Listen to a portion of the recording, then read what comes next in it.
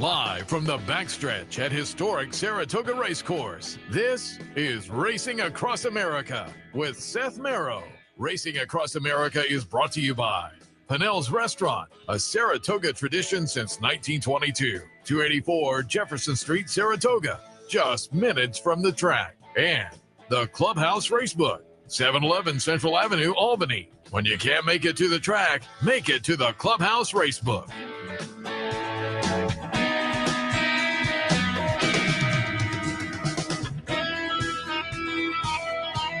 Good morning. Welcome to the kickoff edition to Racing Across America, live from our Clare Court set. And as opposed to Belmont Stakes Week, and even last weekend, they've been working out behind us on Clare Court. They hadn't opened up Clare Court. I had Slappy Joseph in Belmont Stakes weekend, and he was disappointed. They hadn't harrowed it. But when I was in Sunday, I was kind of sitting here doing a little work afterwards. They harrowed the track, and there have been horses out here. So we're back as usual. Again, Sunday, it was a little light. There were horses here, but it was a little light. I said wait a few days. And, yeah, there have been plenty of horses. The Jim Bond contingent went by. Chad Brown had a dozen as I drove in. I had to wait for them to cross the street over here. So we're off and running here for the next 44 days up here at Saratoga. We're happy you tuned in this morning. A little bit later on, we'll be joined by Mike Welsch from the Daily Racing Forum. Does a great job watching the workouts, and they put out the nice workout report throughout the meet. We'll get some insights from Mike in a little bit. Kevin Cox will join us a little bit later. The Brooklyn Cowboy, he'll be doing plays of the day with Steve Bick throughout the meet.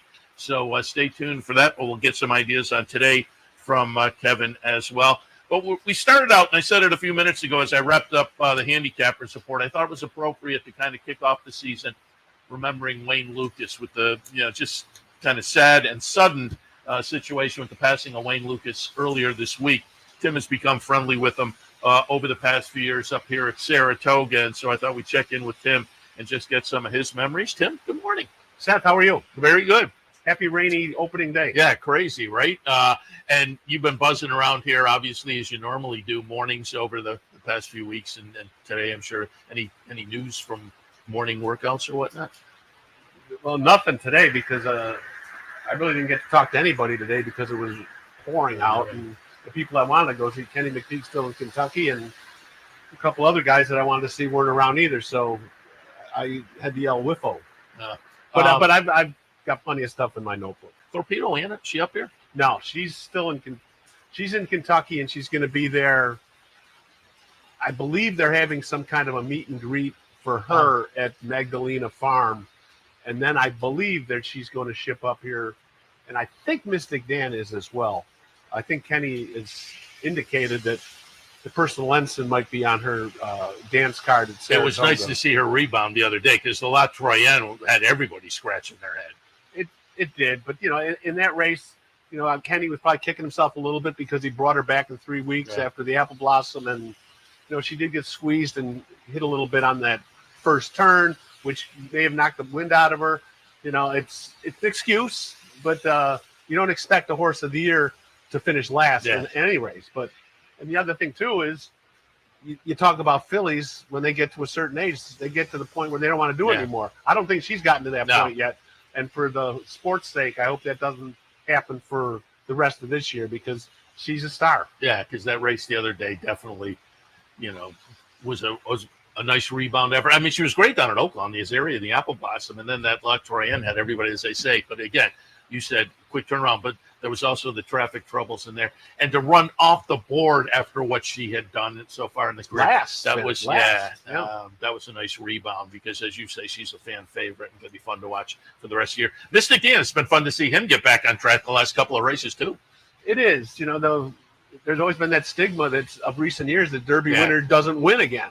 And Mystic Dan finally put that to, I mean, I'm not counting the Triple Crown winners, of course, but the horses that won the Derby have struggled to find the winner's circle, and it was good to see him find it. And it'd be interesting to see where Kenny goes with him because as we know, the older horse division this year is loaded. Yeah, no, as compared to last year, because the 3-year-olds last year, at this point in the year, I was saying they're kind of undefined. But as you went through the summer into the fall, they started to find themselves. And as 4-year-olds this year, that 3-year-old crop from last year has made the older division way stronger than it was last year. I mean, you look at Todd Pletcher's barn, and he's got Mind Frame. Who's probably at the top of the division. He has Fierceness. He has Locked, who we're going to see in the Suburban this weekend. But I was talking to Todd the other day and said, now that Mind Frame is back here, if Fierceness is being pointed to the Whitney, what are you going to do with Mind Frame? He says, well, he doesn't want to run them against each other. Yeah. But he also has to manage each horse's career. They're both have Rapoli ownership. I don't think Mind Frame is going to run in the Whitney. I can see him maybe coming back in the Jockey Club Gold Cup, though. Yeah, it's going to be interesting to see how this older division, because I will admit, as an Eclipse voter, you're probably in the same boat. I got to the older division last year. I was like, oh, boy. And I think I'm going to be oh, boy again this year. But last year I was just like, there's nobody jumping off the page. This year I think it's going to be tough to kind of decide who had the best season, because it's a strong division this year. And you cannot discount Sierra Leone. Yeah. I mean, that horse shows up every time. And he was kind of up against it the other day. Pace-wise, he was. But, he's a beautiful horse. He always shows up. He always gives his effort. If he gets a pace to run at, he's very, very, very, very dangerous. Yeah. So it's going to be fun, because all the divisions get represented up here and will be over the next 44 days. Turf and dirt and 3-year-olds and 2-year-olds and older division, and the fillies and mares. So it's going to be a fun 44 days for sure. But again, invited you over here. Just wanted to get some memories of, and boy, it was sudden, because it was just a few weeks ago. Wayne Lukas was on the horse, had a horse run in the Preakness, and then a couple of weeks ago that announcement came out, and you kind of got the feeling where the family put out an announcement, health issues, and Wayne is retiring from training, and then it was about a week later, just earlier this week, that he passed away. So kind of sad news and sudden. I think everybody was kind of shocked, but boy, the tributes have poured out there over the past few days. They have, and I saw Wayne Preakness week. Saw him every day down there, and he was, the thing is, Seth, he was talking about how excited he was for his 2-year-olds. He said he has a bunch of good 2-year-olds. He was looking forward to coming here. Then a couple of days later, I was there at the barn, at the stakes barn, talking to Lori, his wife, and Wayne. He said, so when are you guys shipping up here? And Lori said, well, we're not going to come this year. And I was like, whoa. I was really surprised at that. And she said because of the cost. Yeah. Which, that it is a big cost to come up here, but I think there was something else going on there, because, Wayne loves competition, loved to be in the spotlight, and what better spotlight is there than Saratoga? I think he was hoping to squeeze at least one more Saratoga. It didn't happen, and I'm sad about that, because it just won't be the same not seeing him on the pony every morning. Yeah, you tweeted that out, that he wasn't going to come up for Saratoga, and at that point I did think, well, at the very least, maybe slowing down a little bit. Mm-hmm. But, slowing down after a crazy career, to say the least. And I was on your Twitter feed because you had a lot of Wayne Lukas photos and videos over the past couple of seasons. And one of them went back to last year. You have Sees the Gray walking the shed row after winning the 2024 Preakness. Again, to say the least, the twilight of his career, he gets the win in the Preakness last year. You can also see in the background a colleague, Bob Baffert, there that morning as well. Yep. And the thing about Wayne, when he would win these big races, and a lot of the big races he won were with big prices. I mean, you go back starting with Spain, and the Distaff in 2000 was 55-1. Charismatic in the Derby, 31-1, and then came back to win the Preakness at 8-1. Still nobody believed. Thunder Gulch, 24-1, and Wayne always would have that Cheshire Cat smile, and he loved it when people discounted him, and he always had the line, "I'm paid to steal dreams." I like that. And he was at his best when people said he couldn't do it. And the fact that he, back in the 90s when he won 6 straight Triple Crown races, there's been discussion if that's been the greatest feat in the Triple Crown era. I still put it at second behind Woody's 5 straight Belmonts, because I think that's we'll never see that again. Yeah. I don't know if we'll see another trainer win, 6 straight Triple Crown races with, these, and not win a Triple Crown. Yeah. But he was just, he was just and just to go back a little bit, when I first started covering it was like 40 years ago. And, Dwayne Lukas was the man. He was the guy that everyone wanted to go talk to, but as the young reporters, we were terrified of Dwayne Lukas. I likened it to when I would go talk to him, it was like the Cowardly Lion going to see the Wizard of Oz in the Emerald City, and he jumped through the window because he'd be intimidating. And if you didn't have the right questions, he could snap at you, bark at you, rip your head off. But as years passed, he became everybody's favorite uncle or the grandfatherly type. I mean, I was one of the fortunate ones that I was always welcome in his office. He used to tell me that because in his office over here in the Oklahoma, he'd have a window and there was a blind in front. The blind was always down. And if he heard people out there, he'd look through the blind. If he didn't like who was out there, no one came in. But I got to the point I could just open the door and walk in, and he was always accommodating to me. He never said no to me as far as what I had to do. And so that's when a couple years ago, and you wanted to get him here on the show, I said, Wayne, I'm going to go over and talk to Seth on the show. And he's like, what do I got to do that for? And I said, you'll enjoy it. And he did enjoy it. And because once you get Wayne in a setting where he can tell stories, he'll go forever. And he was just, a guy that meant so much for racing. And he was also a figure, Seth, that you thought he was going to go forever.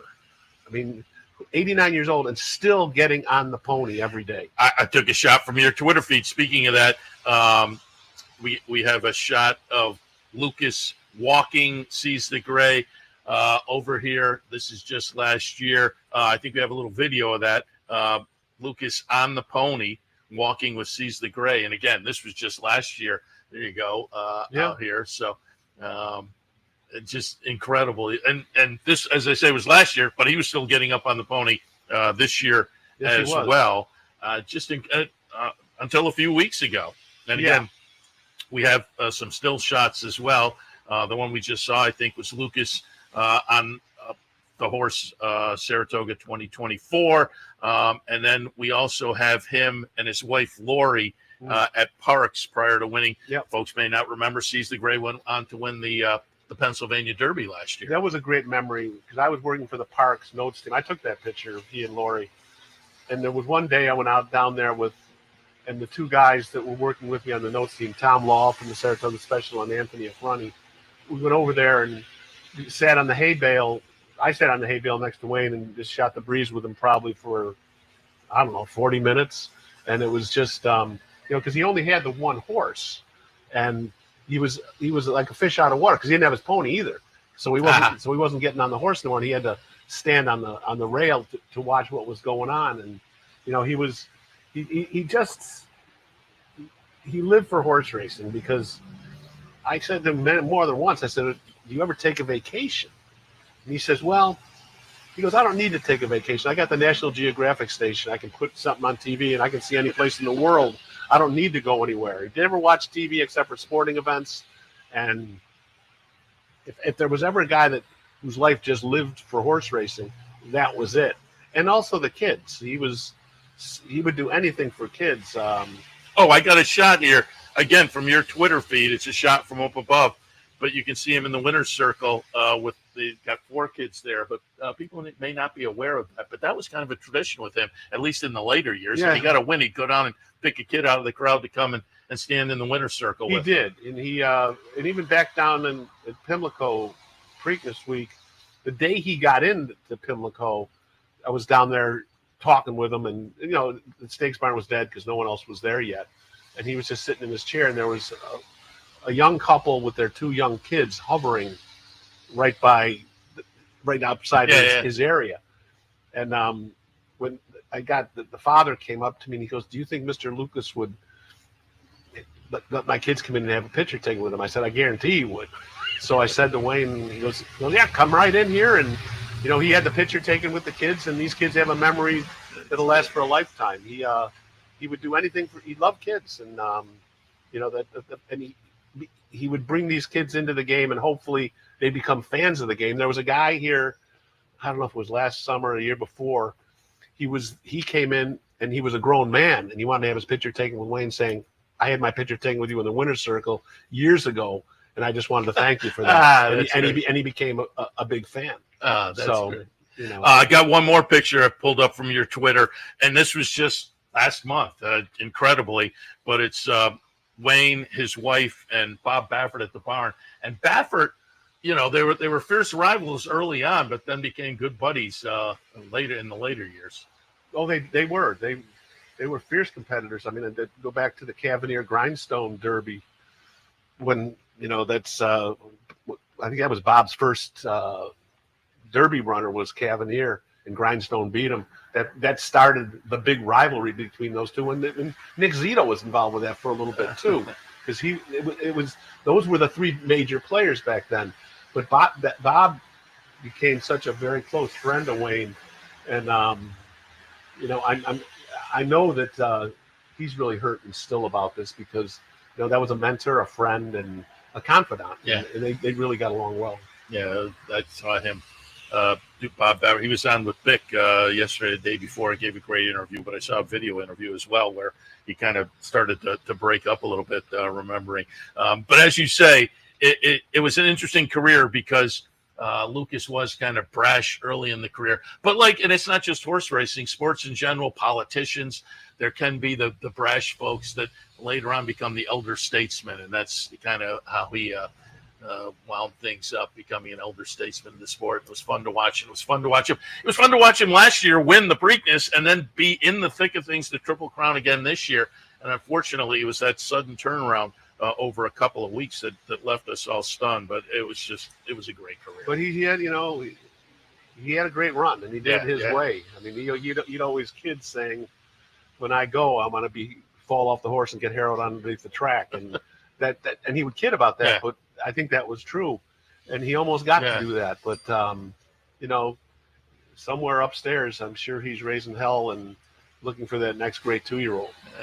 It's funny that you say just weeks ago he was talking about the 2-year-old. So it was a sad turn of events, but he lived a full life and lived it the way he wanted to. And so just wanted to get you in here to kind of take some time to appreciate that career, because you did get to know him well. And I always say, I had him on the show a couple of years ago, and I always give you credit for getting him over here, because I tried to, a number of times, I tried to pull him over, and he's like, I got something going.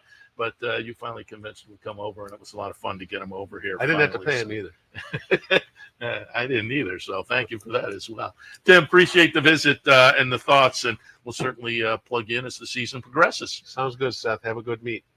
All right, we'll take a break. In the green room, Mike Welsch from the Daily Racing Forum. We'll talk with Mike a little bit about the upcoming meet and more. Stay tuned.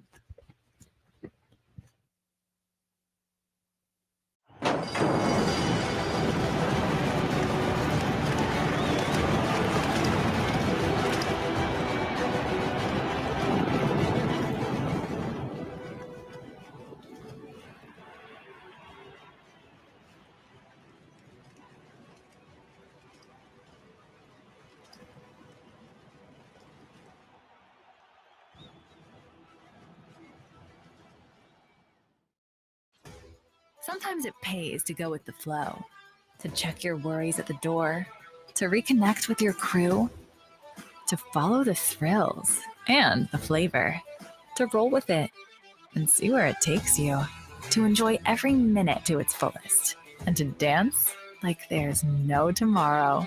You can do that here at Rivers Casino and Resort Schenectady, where the good times flow.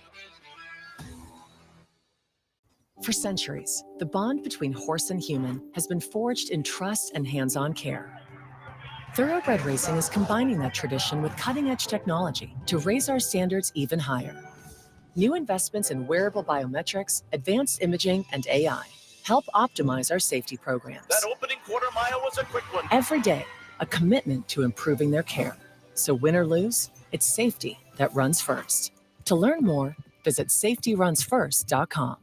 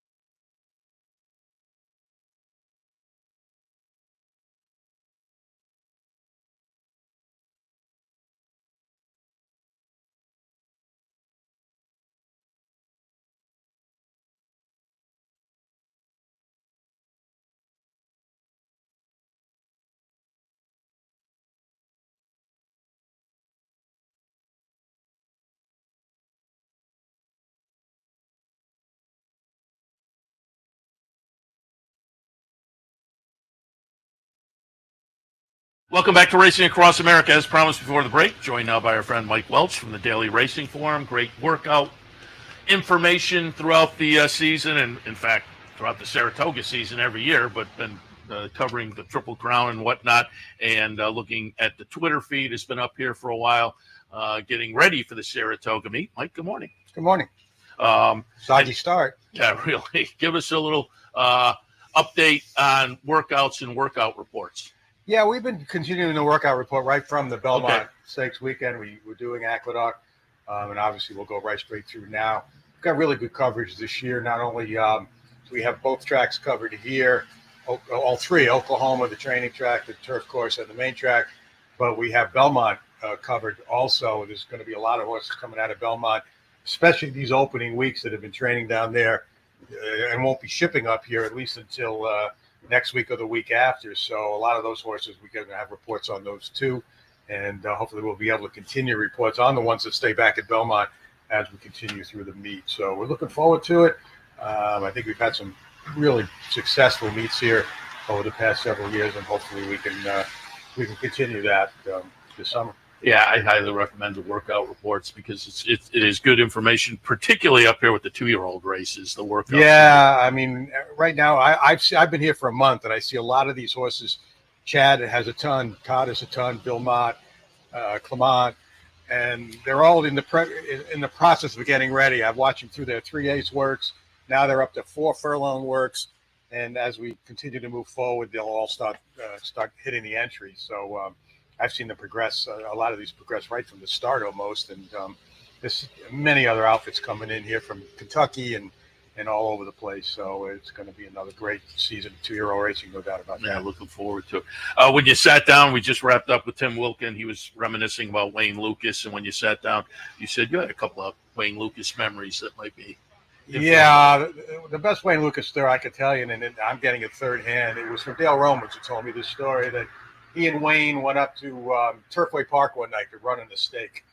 And after the race, they were driving back to the barn area to look at their horses. He said it was pouring rain out. It's about 10:30 at night.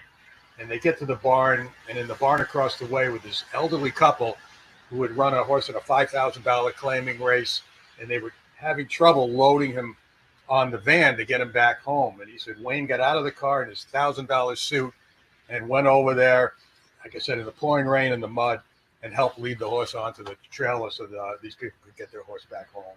And, I think that just sums it up, really. Yeah, no, I over the past week, I heard a story about him kind of similar.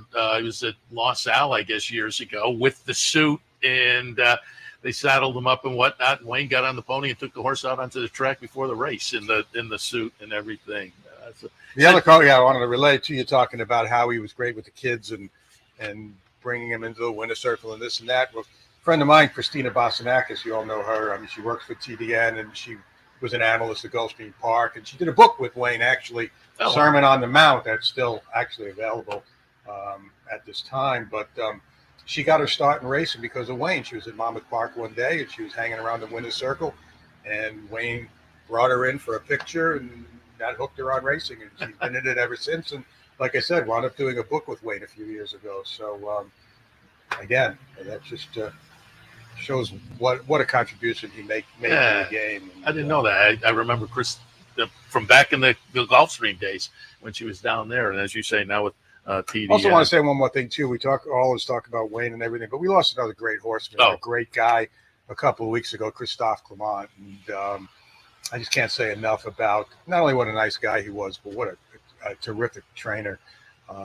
Just gone too soon, and just really sad. Yeah, I'm glad you brought that up because we talked about it during the Belmont Stakes meet, but it's worth kind of tossing that in as we start Saratoga because he was really a New York fixture. Absolutely. There's no question about it. We're going to miss him up here at Saratoga. His son has taken over ably, and really there was a nice transition that Belmont Stakes weekend when he won the early and then gets the grade 1 right at the end of the meet, and that was a great few days there. So we wish him and the family. And he's got a strong string of horses too. I mean, I've been out every morning, kind of watching his horses train over at Oklahoma up until this last couple of weeks. Now I'm on the main side and kind of dealing with Miguel, and he's as hard a worker as his dad was. He's out for every set and back and forth between the year at Belmont too, and so far he's had some good success Yeah. coming out of the gate, and I think looking at some of the horses that I've watched train, the young horses, he's going to be a little loaded up here as well. Yeah, good for him. When you sat down, we were kind of saying which races we look at. I'm going to pull just a little audible here because we were talking 2-year-olds. The 6th race today, I'm curious if you have any thoughts on Iron Orchard and workouts there, because he's fired a bunch of workouts. And I said, is this new? I don't remember these restricted races where you're either the price or you can be a New York bred. Iron Orchard is in a restricted race. They paid $500,000 for this horse, though, because he's a New York bred. But he comes in with some bullet work. This is a little bit of a new wrinkle. They used to have they had the restricted races for horses purchased and sales for $45,000 or less. Now it's for $60,000, but they added the New York breds onto it. So a horse like this, it's kind of a big edge. He's been training great. Danny Gargan has a bunch of horses that have been working really, really well up here. I think he's going to be somewhere in the vicinity of 3 to 5 in this race when the smoke clears. Be interesting to see him in his first start today, but it is a great spot. Yeah, and it's a whole interesting, as you say, a new wrinkle that I found a little bit intriguing. It is raining out here now. It has. I don't know if you mentioned before. It has rained this morning. The track is sealed at the moment. I'm not sure as we progress through the day if it's going to quicken up and get back to fast by the time they get to that race. I'm not sure if there's any more rain in the forecast. Maybe a little wrinkle around 1 o'clock. So I'm going to keep an eye on the track condition and as well as the status of turf racing. There's been, nothing said about no turf as of this moment, but, we did get a fairly significant amount of rain for about 45 minutes to an hour from 9 to 10 o'clock. Yeah, from when we were doing the handicapping show earlier, it was coming down pretty good. So we'll keep our fingers crossed for the rest of the day. Now, we'll look at that turf situation as the day progresses, but certainly they will attempt to keep the stake on the Wild Applause, which is race number 8. I thought Lavender Disaster, being relatively lightly raced for Chad Brown, the seasonal comebacker, looked pretty good. Classic Q is interesting to me in here, maybe a little bit of a price, especially the Cherie DeVoe runner is intriguing. Play with Fire is the other Chad Brown runner. That's the short price on the morning line. I had it 7, 5, 6, and 3. What did you see in the Wild Applause? Well, obviously, Chad has 3 in here. All 3 of them are coming off wins in their last start, so all 3 are taking a hike in class. They're going to have to kind of prove themselves. This is an interesting step into graded stakes company. This is a listed stakes. This is for horses that have never won a sweepstakes, so it's a little bit easier than a graded stake would be. I thought Lavender Disaster was probably the best of the 3 coming in here. He's also got Play with Fire, who is a stakes winner, was with Brendan Walsh. He was purchased privately, turned over to Chad. Chad said he's doing very well since he came to his barn. And the third one in here for Chad is Midway Memories, who's coming off a maiden win.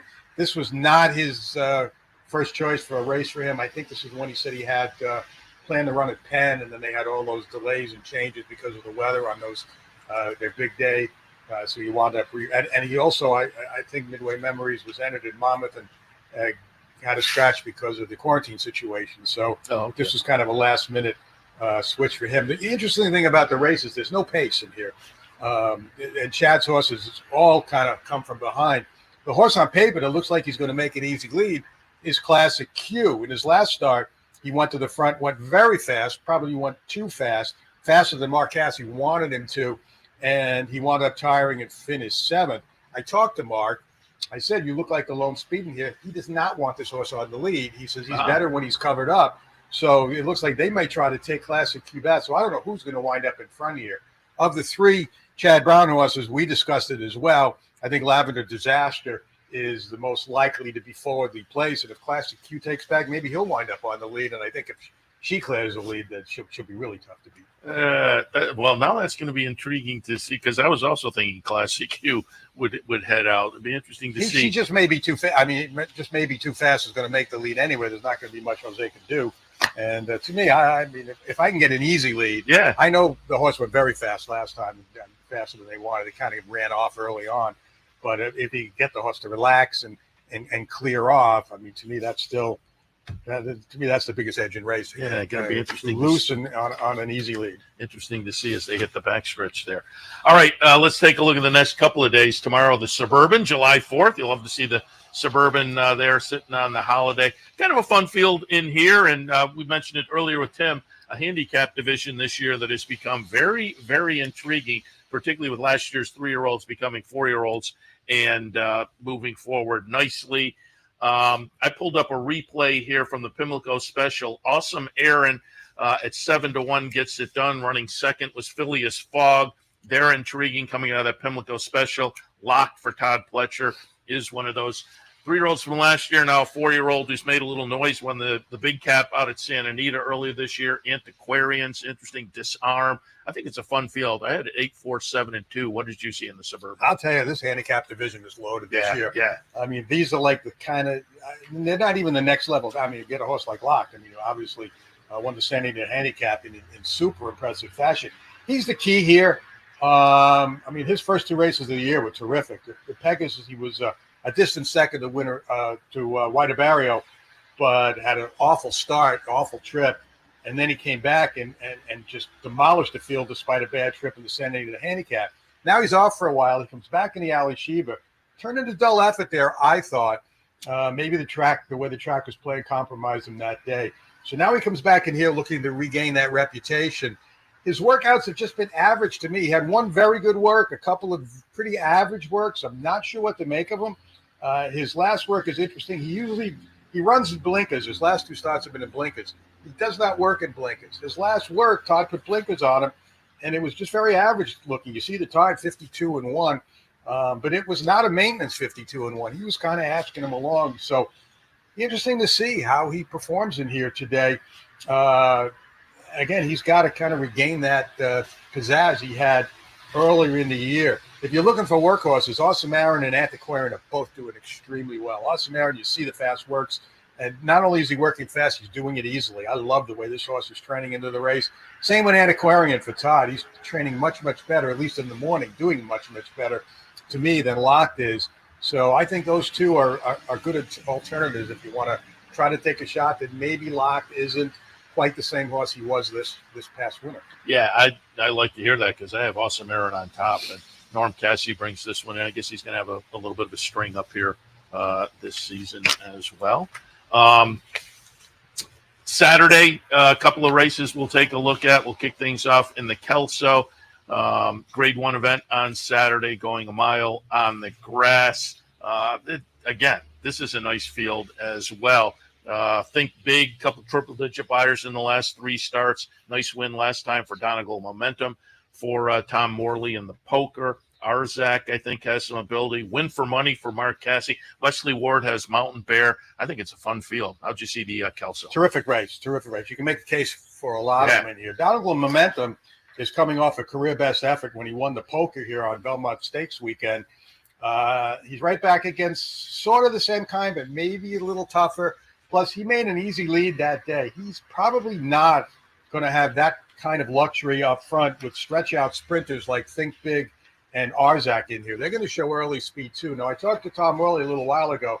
He's not concerned if he's not in front. He said this horse can come from off the pace. He's proven he can come off the pace.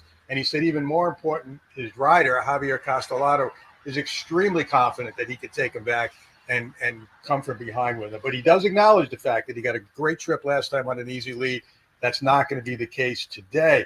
There are several horses in here who are going to want a fast pace. Mountain Bear is one of them, coming off a second-place finish. Actually, he and Nantastic Beach ran 1-2 in a very good allowance race at Churchill Downs. Mountain Bear probably has more right to move forward off of that race than Nantasket Beach. He's a little classier. He comes off a race he needed that day. Nantasket Beach is a Cinderella story in here.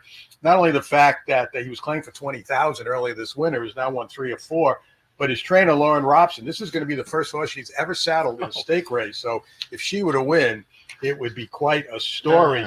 But the horse I'm going to pick in here, or I would pick if I was doing a set of selections for the paper, is Win for the Money from Mark Cassie. The class of the field, he's a Grade 1 winner. He's got a couple of huge efforts at a mile on his form.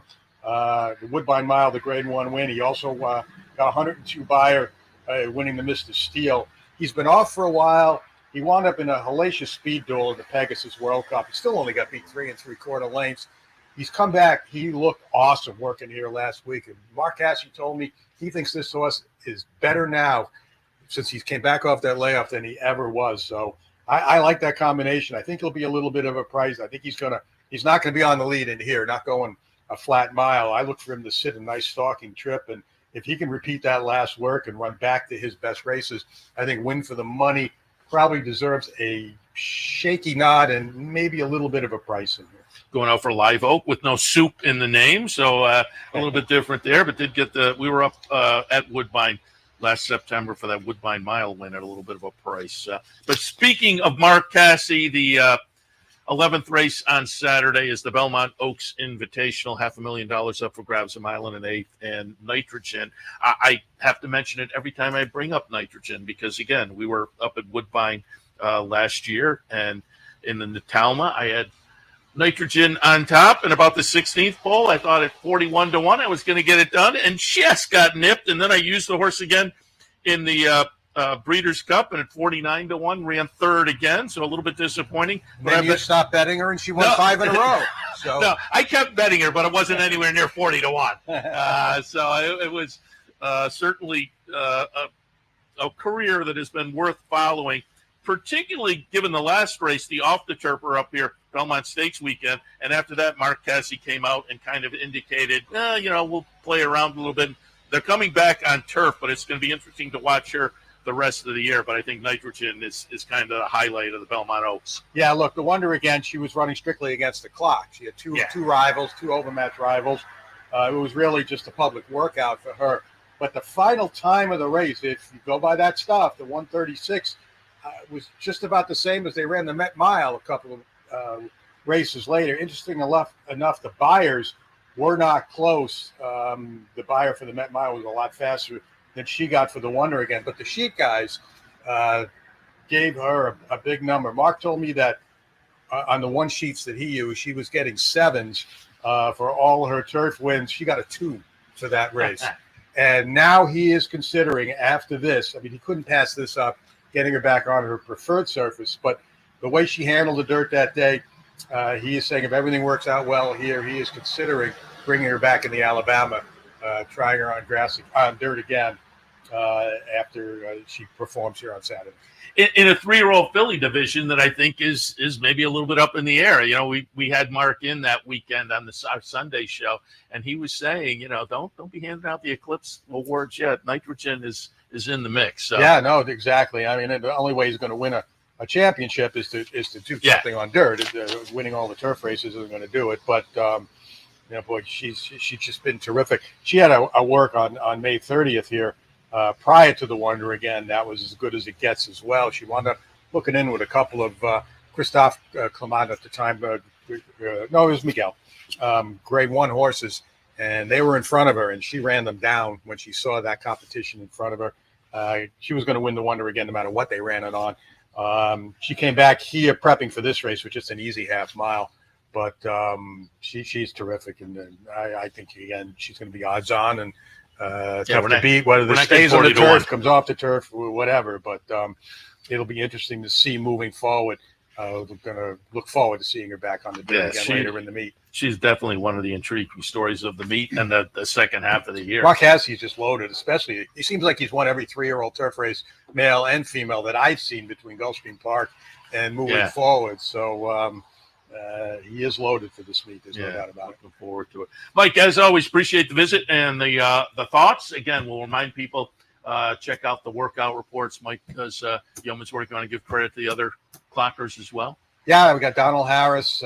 Mike Vesey is now down at Belmont, and Dave Grenning helps at both places when he has the time, which doesn't have a lot of time with all the stories he writes, but when he can, he pitches into, and it gets real busy out there, and you need 3 or 4 watches going at the same time. So and also Toby Terrell, when the horses come in from California, those workouts for Santa Anita and Del Mar are from Toby out west. Very good. And so check out the workout reports. Daily Racing Forum, you see Mike's work in there. As you say, Dave Grenning get to meet as well. You guys are doing yeoman's work throughout the meet. You can check that, the hard copy, which you can find around town or online, drf.com. Mike, appreciate the visit. We'll talk again. Okay, see you in a couple weeks. We will come back after a couple of minutes here, and Kevin Cox will join us, the Brooklyn Cowboy. Again, he's part of our DePaula play of the day. Today it's Steve Vick, but they alternate throughout the season. But we'll get some thoughts on today's races from Kevin right after this. Stay tuned. It's been referred to as possibly the best equine-themed gift shop on the planet. Impressions of Saratoga. Impressions of Saratoga, celebrating the Saratoga and equestrian lifestyles. It's your number one choice for Saratoga souvenirs, apparel, and gift shopping. We have gifts for the entire family, and we're pet-friendly too. Visit us online at impressionssaratoga.com or come on down. Impressions of Saratoga, 368 Broadway, downtown Saratoga.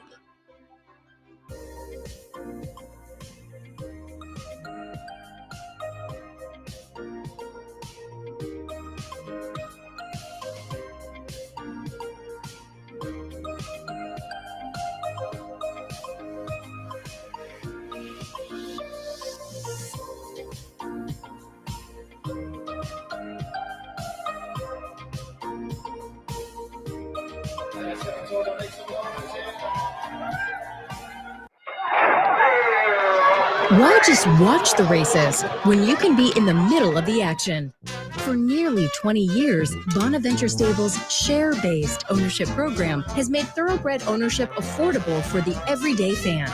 Ownerships of 5 and 10% are now available on a nice selection of horses.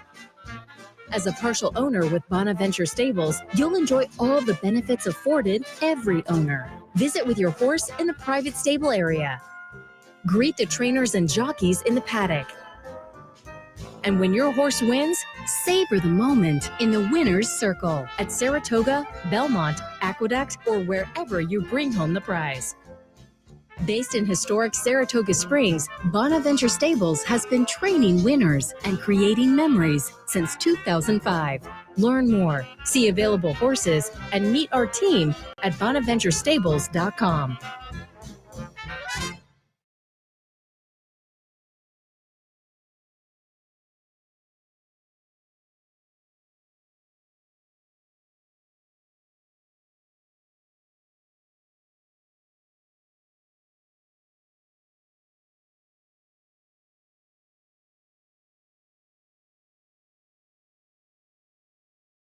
Welcome back. As promised before the break, we are joined now by the Brooklyn Cowboy, Kevin Cox. Good morning. Good morning. Is it still morning? Good morning, sir. It is still morning. Late morning, so if you had an early start, it may seem like afternoon, but it is still morning. And you commented when you sat down, it has gotten much quieter, as it typically does. The workouts typically end at about 10 o'clock, and then it does kind of calm down here. But earlier, I drove in down the street here, and crossing the street from the harness track, there was at least a dozen Chad Brown runners coming over, and Jim Bond horses have been coming back and forth all morning. So it was, and I said it earlier, I was in doing TV over the weekend. The weekend was quiet. And I said, yeah, give it a few days, and it picked up, obviously. As you would expect with the meet kicking off. Right. It's almost got that fall feel to it, because now it's a little bit of a chill in the air. Yeah, it definitely is, compared particularly the last few days. Let me ask you, I'm not sure I've ever asked you this before. Your first visit to Saratoga? At my first visit ever? When? Well, I used to come with my parents as a kid and stay in that hotel right across the street. And I mentioned it all the time. Talk about coming full circle. Watching workouts with my father over there and staying in a hotel, which was not as nice a version as the Brentwood as it is now, right there. And man, you figure, I don't want to date myself, but I have a pretty good streak going of coming up here. But it was only for like a couple of days a meet. Then it morphed into renting an apartment for 2 weeks, and then renting an apartment year round. And I would come up even as a cop and my days off. And now I was able to walk over here, drive over here from the house. I just live a few blocks away too. And you have any notable memories? I mean, I've been coming here for years and years as well. One notable memory for me is not that great, but the horse that really got me into the game was Forgo. And so I got to see Forgo run, but he didn't run well. So it's a mixed memory, but I did get to see him live. The General Assembly record-breaking Travers. I think it was Smartin that ran second. I had the horse that ran second, and I'm pretty sure it was Smartin. And it was a well-beaten second, however, with a track record that stayed for years. And the Whitney with Fiorito breaking through the gate and then getting the win, coming in from Finger Lakes with Les Hewlett. Those are some that stick in my mind. I guess my memories get broken down into two separate categories: as a kid with the family, and then as an adult. Obviously the ones when I was young were all about coming up with my father, playing mini golf over at Murphy's, and the workouts here in the morning and things like that. But as an adult, I would say the greatest horse racing experience I've had here was the U Carson Hollow race. Oh, there was a race where Coglianese said it was the most request for a photo he got for the horse that lost. And you could be watching that race in the backyard, not in the stands, and you could actually feel the whole track. Wasn't the shaking. Call something to the effect of too good to lose? Yeah. And the great photo was the tongue flapping out of the side of the mouth. So that would be my greatest horse racing memory that day. And I was also here for Affirmed Dalinar. I should throw that into my mix as well. That was an incredible performance also. So there were some good memories, certainly. DQ that race, right? Yeah.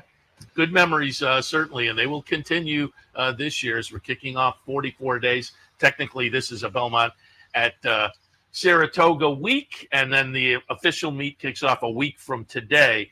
But for all intents and purposes, we're 44 days. They really put that separation when they put out their press releases. No, this is separate. This has nothing to do with the regular meet. They draw that little line right in the middle of it. But like you said, for all intents and purposes, it is the start of the summer. And the sun is starting to come out now, so maybe things will dry out and whatnot. I will mention all weekend long, I believe, $1 hot dogs. So keep that in mind as well if you're a hot dog fan. And 40-minute waits probably for them, I would say.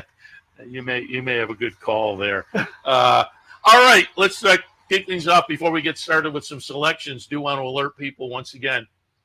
Kevin and Steve Bick, once again this year, make the Play of the Day team, DePaula Play of the Day team. You can sign up to get your chance to be on the team at capitalotv.com. Click on the promotions link. Look for the Play of the Day graphic. Click on that. There's an entry form. Fill that out. We will randomly select 50 people to be on the team. And you looking forward to it? Taking your shots again? Well, this is the fourth year I've done it, and each of the 3 years, it's based on 50 to win, 30 to place, 20 to show. Each of the 3 years, I showed a flat bet profit. Nice. That's the game plan. I try to give the bankroll team at least a bang for their buck, and give them a horse that they could use in rolling bets and things like that. But I already filmed my first video for Friday. I'm doing it on Fridays and Saturdays. And I'll probably go over to the track later, so I'll film Saturday's video later as well. Very good. I dig it. I changed the whole scenery behind me. I do a nice little backdrop and change my outfits. I feng shui everything. Very good. Like to hear that. And again, the sun is coming out, which is kind of blowing out our picture here, but we will adjust that. Let's take a look at some of the action on this Thursday afternoon, and let's kick it off right with the opener. It'll kick off an early pick 5. I'm going to be interested to see where you go because Mormino and I were had a conversation about it. I landed on Flat On. I'm not that excited about Flat On given the scenario of Claim 2 back for much more. Claim, the big layoff off the Claim. They clearly didn't think, we'll Claim at Keeneland in October and come back in April. So there are question marks here. But I looked at the rest of the field and I just couldn't get excited about anyone else. I'm soloing in Love and Prince of Truth seem to be interesting alternatives. Ome Island, also a player. How did you see the opener? Originally when I wrote my column, which I do 4 days out, sometimes even longer, I had Flat On top, kind of by default more than anything else. Yeah, I'm right with you. And when you see a horse claimed for that amount, you have to do the math as to how much an owner gets should the horse win today. Even if this horse wins and gets claimed, taking out the jockey expenses and things like that, the owner loses $30,000. Yeah. Lose it. So and by the way, by doing the column so far out, I'm already finishing up Sunday's column. I'll knock that out when I get home. I like doing the math in claims like that. Say, what, man, they stand to lose. And if you look ahead, Linda Rice has a bit of a fire sale going on this week. Yeah. She has at least, today and tomorrow, at least 4 horses dropping between 40 and 80% in class. Yeah. And then a couple of more on days 3 and 4 as well. And usually you see that at the end of a meet where they don't want to, bring the horses back down south. And I've never seen this. I know, beginning of the meet, whatever you want to call it. Very, very weird. At least 4 horses the next 2 days. There's one in the next race. The second race has toned up. Same scenario. So I landed on a horse, and I was up in 100 o'clock, and writing down my analysis for this. And I said, you know what? I'm going to slide this one down to the second spot. The back-to-back layoff lines, logical, but with the connections losing money, even with the win, she's not going to win with all of these horses dropping down. Right, so she's got 8 horses on the drop down this week. Maybe she wins 3 or 4 of them. So that means half of them are going to lose at least. And this would be a prime candidate for that because of the back-to-back layoff lines. So I slid flat on down to the second spot, and I moved up a long shot, 3-point strut on top, drawing upwards arrow alongside the recent speed figures, ships in from Finger Lakes for Maya. Dropped 4 pounds off a win, which I love to see. I love a horse dropping weight off a win. The track is going to be wet. Believe your eyes, not what they put on the screen. I just took a look at it. The rain came down during training hours, which means they really didn't get a chance to seal it the way they wanted to. Once they reopened after the break, that pretty much all intents and purposes was going to make it a wet track. Nonetheless, outran his odds at 51-1 when going over a wet track. And if you look at the last race speed figure, this one is in a tight grouping with 4 other horses for the second best buyer in the race behind I'm Solo in Love, who's logical, and I can understand anybody using the horse. I don't think you're getting 20-1 at all. I would take 20-1 right now. So I went with 3-point strut on top, flat on, and Omi Island for third. Nice third place finish when breaking from the rail in a dirt route, and went all the way. The only time he was up against claimers, and Duggan's pretty sharp. He's having himself a very nice year with limited starters. One of my favorite trainers. So going with the old blast off, the 3-2-1 blast off triple to start out today. I like that. And as you say, Jeremiah Engelhardt training your top pick coming in from Finger Lakes. And Jeremiah, maybe, who knows, maybe on a little bit of a roll. Moplex looked very good the other day, getting back on track. Missed the Mike Lee because of the quarantine situation, then goes out for the Ohio Derby and scores nicely. So it was one of those where serendipity played. Maybe that just gets you on a little bit of a roll. And I mentioned earlier on the handicapping show, Chris Elliott's going to be interesting to watch. Apprentice jockeys have been a mixed bag at Saratoga over the years. Sometimes they do well, sometimes not. Chris Elliott, I think, is an apprentice to keep our eyes on. So and especially on a track like this, which is going to be speed favoring, if you have a decent bug boy, he's going to be at the top flight, 1, 2, 3 early on. So that's very important as well, rather than if it's a plotter. All right, let's take a look at the 5th race today. We're looking at plain vanilla claimers going 6.5 furlongs. I mentioned earlier, I like the class move, have for years, state burn allowance into an open claimer, and I see shenanigans. Now, oftentimes, excuse me, that will offer you some value. That's not going to be the case today with the 1, but she's complicated. Miss American Pie, the cleverly named runner by McLean's Music. Interesting to me. Last Mango could make a case there. But what did you see in the 5th? Now, this is a race where I actually stayed with my vice pick, which she's complicated. Another one on the drop down, claimed for a half a C note back in April and in for 32 today. 2 starts back, wins under Carmouche for a different trainer.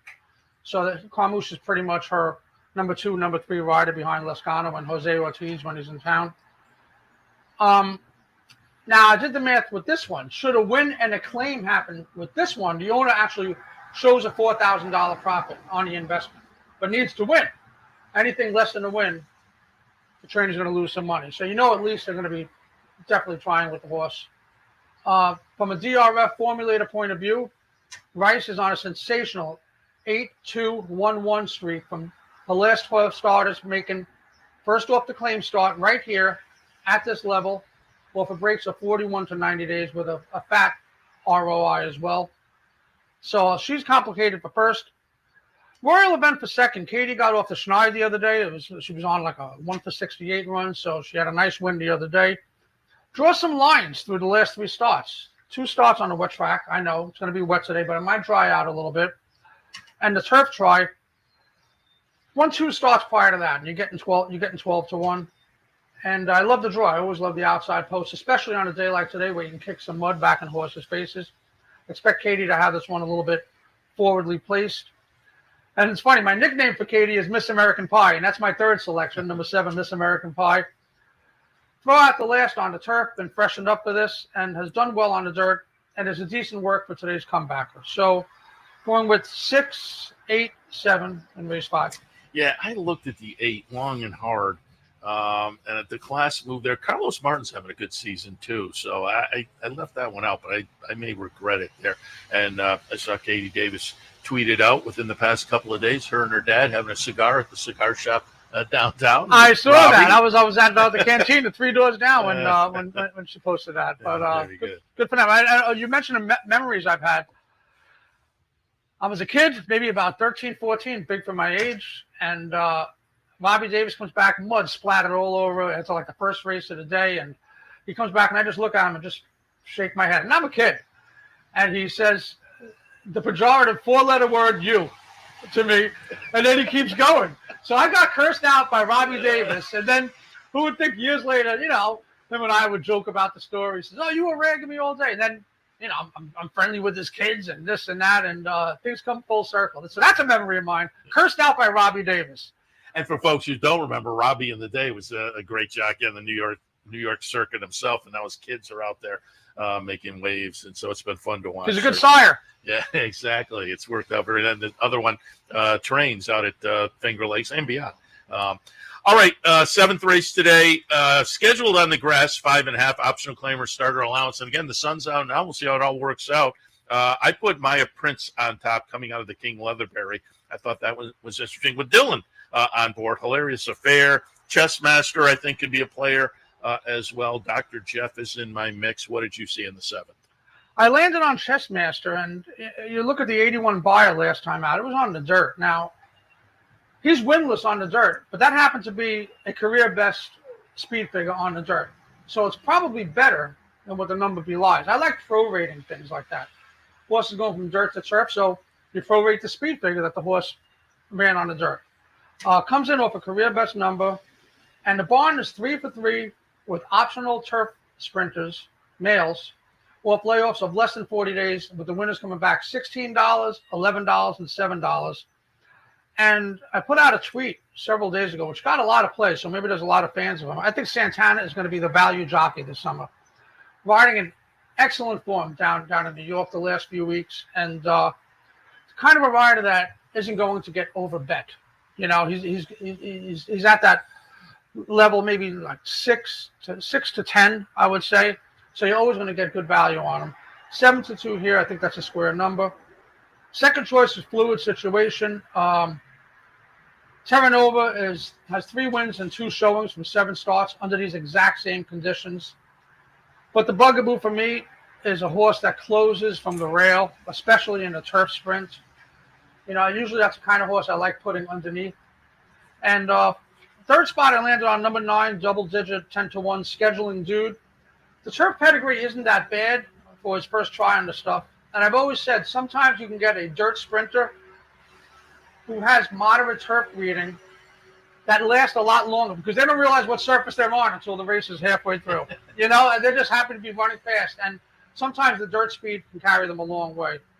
So some decent prices without 3 selections, 20 to 1, 5 to 1, and 7 to 2. Going with 3, 1, 9 in that 7th race. Yeah, the 3 from Flying P, Jay Provenzano had the great meet last year. Let's see if he can get up to his start. You talk about value jockeys. I'm going to be interested to see if Dylan Davis can keep it going after the crazy ROI meet he had last year. It's going to be fun, as it always is up here at Saratoga, and we kick it off today. Kevin, we'll have you plugged in various times throughout the meet. We'll be rooting for you and Vic with the DePaula play of the day, but we appreciate the visit this morning. Thanks for having me. Good to see you. Appreciate it. All right, we will wrap it up here on opening day, as it were, on this Thursday. And again, the sun has come out. Now it looks like it's going to be a gorgeous day after a rough start with some rain earlier, but it really is looking very good now. Don't forget, Clubhouse Racebook today. I have my promo sheet up. Play the Board contest down at the Clubhouse Racebook. So again, looks like we have a great afternoon here. If you want to come up and kick things off with us, by all means do that. If you can't make it, play at home, watch on OTB TV, play via Capital OTB Bet, or swing by the Clubhouse Racebook, play all afternoon, and take your shot at some extra money with the Play the Board contest. Don't forget, signups are open for the DePaula Play of the Day. Go to capitalotv.com, click on the promotions link, look for the graphic for the Play of the Day, click on that. You'll find the entry form there. 50 folks will be randomly selected, so jump in and get your chance to be on the team. Seth Merrow wrapping it up for a Thursday opening day up here at Saratoga, our Clare Court set. We're happy to be back as always. Happy you tuned in. Have a great opening day. We'll kick it all off again tomorrow here on Capital OTB TV. 9 a.m. handicapper support, 10 a.m. Racing Across America. See you then.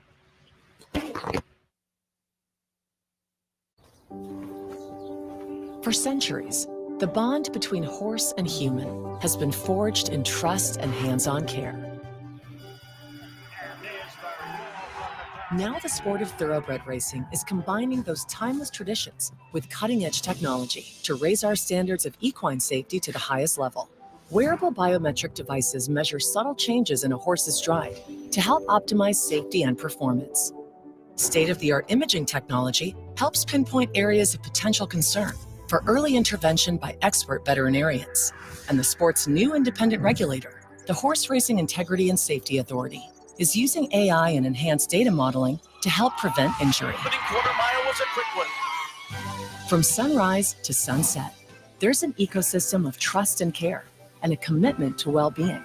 So win or lose, it's safety that runs first. To learn more, visit safetyrunsfirst.com.